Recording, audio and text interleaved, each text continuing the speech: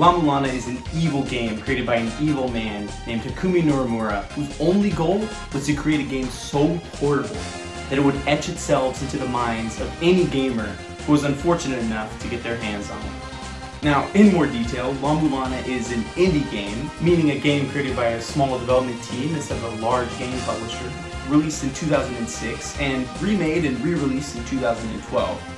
For this assignment, we will be talking about the 2012 version. I will be arguing that it should be placed in a museum. Now, on the surface, Mulana is a game where you take control of Minnesota Cuke impersonator and archaeologist Professor Kasugi as he enters the ruins of Mulana, solving puzzles, defeating enemies, unlocking the secrets of life itself, and dying. A lot. As the creator of the game, Takumi Norimura says, "My work is a thing to kill the player." So then, what makes Mulana so special that it deserves a place in a museum? Well, I'm so glad you asked. Mulana is a retro-style game in the truest sense.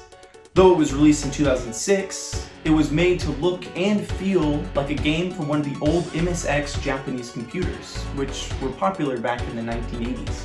Of course, a game having retro-style graphics, especially for an indie game, is nothing special in and of itself. This retro style is actually quite popular in games nowadays. And we already see a graphical increase from the 2006 version of Mulana to the 2012 version of Mulana. But Mulana goes the extra 10 or 15 miles in its pursuit of emulating games from the 80s. Take a look at indie games like Shovel Knight or Undertale. These games look like they're from the 80s and 90s, but mechanically they're much more complex. These two games look at the game design flaws of these older 80s and 90s games and say, hey, you see how no one likes that? That's bad game design. Let's not do that and instead make a game that's actually fun, while also keeping that 80s and 90s look. Takumi Norimura said, hey, you see these games that were coming out in the 80s on the MSX computer with bad game design that nobody liked? Let's make a game that's only that, while also keeping that 80s look. And boom, Mulana was born into this cruel and unflinching world. Now, if we look at the general historic trend of the way that 2D platformers, that is, games where a player sees a side view of their character while the screen moves horizontally or vertically, are made, we see that the trend is to give players more control of their characters. While Mulana says, let's give the player less control of their characters and punish them even harder for any mistakes they make. If you jump in this game, you better buy a ring from Jared's, because you are committed to whatever direction you are holding when you press the jump button. And if you get hit in midair, you lose control completely of your character until you hit the ground, no matter how far that fall may be. Again, the intentionally frustrating control scheme, all the annoying placement of the enemies, this is all made to perfectly emulate the way that games were made back in the 80s, back when game designers didn't know any better. Of course, bad controls and frustrating enemy placement are not the only things that make Mulana special, although it is impressive that Takumi Norimura made just walking around annoying in a game where 90% of what you're doing is just walking around. No, what really makes Mulana special is the lore and the puzzles. I can't even begin to explain the lore of this game to you, but what I can explain is the way in which the story and history of Mulana are presented to the player. You see, throughout Mulana there are many stone tablets with cryptic pieces of history and hints on them, as well as many NPCs, that is, non-playable characters, that give you bits and pieces of the lore of Mulana. And it's up to you, as the player, to piece together the information that's been given to you. And yet there is so much information that this task is almost impossible. Yet Mulana is also incredible at visual storytelling and building atmosphere. Now, one of my absolute favorite parts of this game is an early area called the Mausoleum of the Giants. In this area, the player is shown multiple different statues of giants, and they're forced to learn each of their stories in order to solve puzzles in that area. It's a beautiful integration of world building, aesthetics, and gameplay that all come together to help the player feel like a true archaeologist. because no one is helping you put the pieces together. It's just you.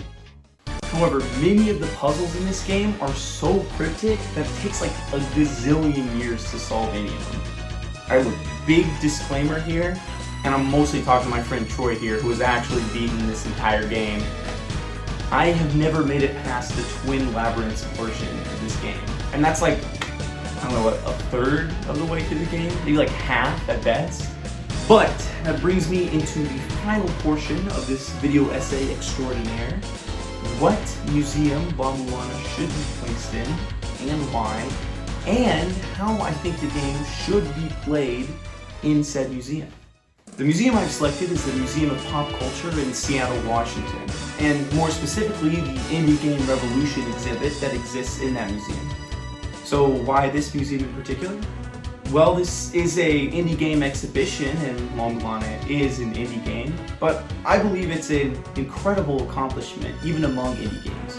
It truly achieves that retro game style that many of these other indie games attempt to attain, and it does so not just through graphics, but also with gameplay. But a huge problem remains with Mulana.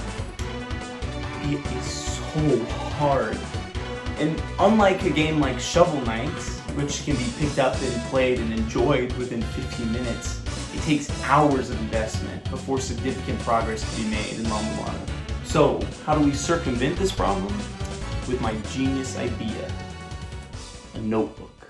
But not just any notebook. An archaeologist's notebook. A book where guests are invited to write down their findings about Mulana during their playthroughs, and one that other guests can read to make progress in their own playthroughs of Mulana.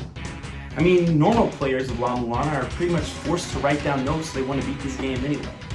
Having museum guests do that would not only increase interactivity, but also help other guests succeed in their own playthroughs. Not only does this circumvent a lot of the difficulty of Mulana, it also encourages community collaboration, as well as multiple visits to the museum.